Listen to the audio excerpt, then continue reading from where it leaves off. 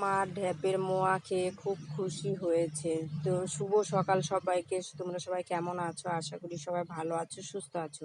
তো আজকে শাশুড়ি বৌমা মিলে চলে এসেছি ঢ্যাপের খই ভাজতে। তো চলো কিভাবে কি করছি। এই যে এইদিকে ঢ্যাপ ঢেলে দিলাম, আর এই যে মা একটু ঢাকনা দিয়ে চেপে দিচ্ছে, না হলে সব খই উড়ে যাচ্ছে। আর দেখো এই যে কি সুন্দর হয়েছে। খইগুলো ভাজতেও খুব ভালো লাগছে। আর এদিকে তোমাদের সাথে কথা বলতে বলতে আমার খই ভাজা হয়ে গেছে। এখন এই যে মা উঠিয়ে নিচ্ছে সব গামলার মধ্যে, উপর থেকে একটু হালকা করে উঠিয়ে নিচ্ছে, নিচে বালি আছে। আর এদিকে যে দেখো কত খই ভেজে নিয়েছি, অনেক হয়ে গেছে।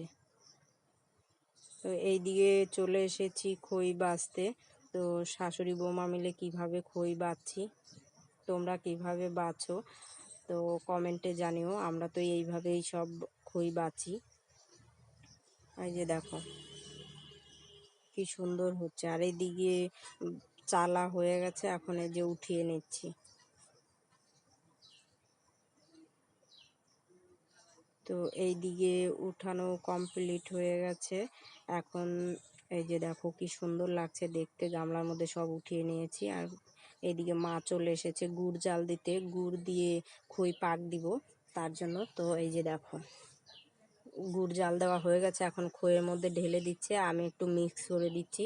মিক্সটা যত সুন্দর হবে খইয়ের মোয়া তত ভালো হবে। তো এই দিকে দেখো এই যে কিভাবে আমি মিক্স করছি। আমাকে গামলার মধ্যে দিয়েছে আর মা কড়াইয়ের মধ্যে নিয়েছে, দুজনে মিলে বসে গেছি মিক্স করতে। তো এইদিকে মার মিক্স করা হয়ে গেছে, এখন আমার গামলার মধ্যে ঢেলে দিল। তো দুজনে একটু মিক্স করে নিচ্ছি। তো এই দিকে দেখো মা তো খুব খুশি হয়েছে খই খেয়ে। তো আমার এই ভিডিওটি কেমন লাগলো কমেন্টে জানিও, আর ভালো লাগলে একটি লাইক করো, সাবস্ক্রাইব করে পাশে থেকো। দেখা হবে নেক্সট ভিডিওতে। টাটা।